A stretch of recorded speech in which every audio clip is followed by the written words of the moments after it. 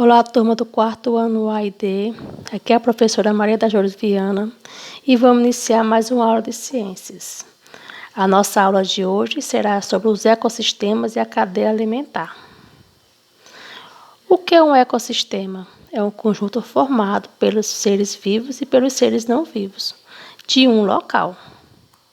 Seres vivos. Os componentes vivos são as plantas, os demais seres vivos, como fungos, bactérias e algas. Temos aqui imagens de animais, de pessoas e vegetais. Esses são os seres vivos.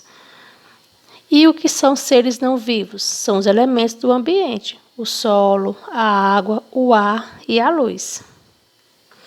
Um ecossistema pode ser uma floresta inteira ou apenas um rio desta floresta. O tamanho do ecossistema depende do ponto de vista de quem o está estudando. Eles variam de acordo com as características ambientais. Alguns são quentes e secos, com poucas chuvas. Outros são úmidos e com sombras, com chuvas abundantes. Ainda há os que são alagados e os que são marinhos. Então, cada ecossistema deve depender do ambiente em que ele se caracteriza. Os seres vivos interagem entre si e com os componentes não vivos, ou seja, a gente vive com seres vivos, que são as plantas e os animais, e também interagimos com seres não vivos, que são as rochas, a água, o solo e a luz solar, né?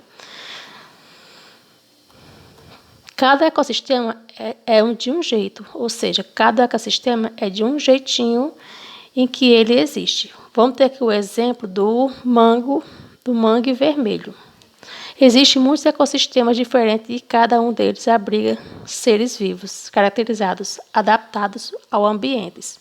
O mangue vermelho, por exemplo, habita os manguezais, locais com solo alagado, pobre em gás e oxigênio e com muito sal. O mangue vermelho consegue sobreviver nesse ambiente porque parte de suas raízes acima do nível da água e tem estrutura que elimina o excesso de sal de seu corpo. E também temos o juazeiro, que ele é um típico da região nordestina, né? Os juazeiros são árvores que vivem em ecossistema com longo período de seca. Eles sobrevivem nesses locais porque têm folhas grossas e espinhos que diminuem a perda de água e raízes que captam água do subsolo das grandes profundidades. Então, nós temos aqui o juazeiro, que ele sobrevive à seca, né? Um período de seca, e ele sempre está com essa aparência maravilhosa que é o verde. Relações alimentares. Agora vamos falar um pouquinho sobre os seres vivos e a cadeia alimentar. Como esses seres se alimentam. Em um ecossistema, as relações de alimentação entre os seres vivos são muito importantes. Cada ser vivo se alimenta de uma forma. A sequência de alimentação em um ecossistema é chamada de cadeia alimentar. Na representação da cadeia alimentar, as relações alimentares são indicadas por setas. Temos aqui os produtores.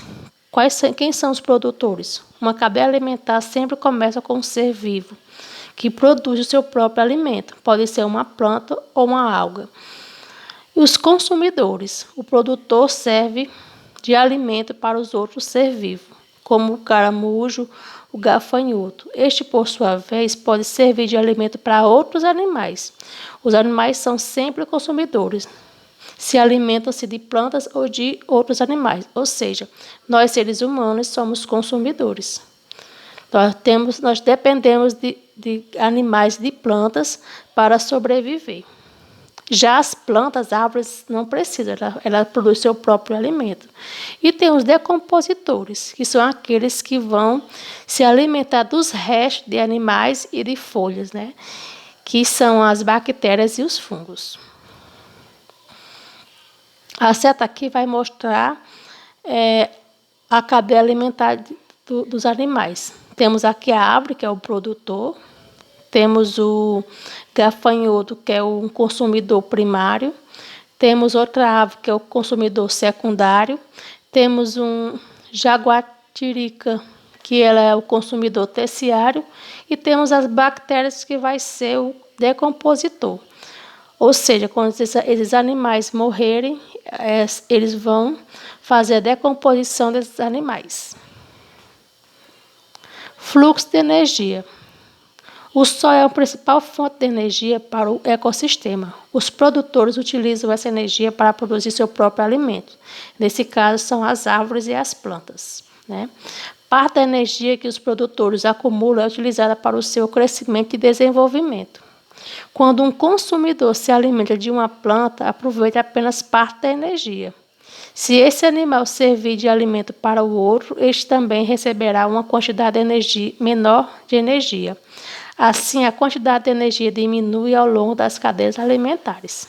Ou seja, se um animal se alimentar de uma planta, ele vai consumir um pouco de energia. Se o ser humano comer esse animal, ele vai produzir uma energia menor, né, que esse animal produziu para o ser humano. Ou para outro animal, porque tem outros animais carnívoros que eles se alimentam de animais. O caminho da energia ao longo das cadeias alimentares é chamado de fluxo de energia. O fluxo de energia ocorre em uma única direção nas cadeias alimentares. A espessura da seta indica a quantidade de energia gasta e transferida. Temos aqui que a planta ela capta a energia do sol, essa energia é gasta, é transferida para esse coelhinho, que é transferida para outro animal, e assim vai transferindo a energia de um animal para outro. E aqui nós terminamos a nossa aula de ciências e um bom estudo para todos.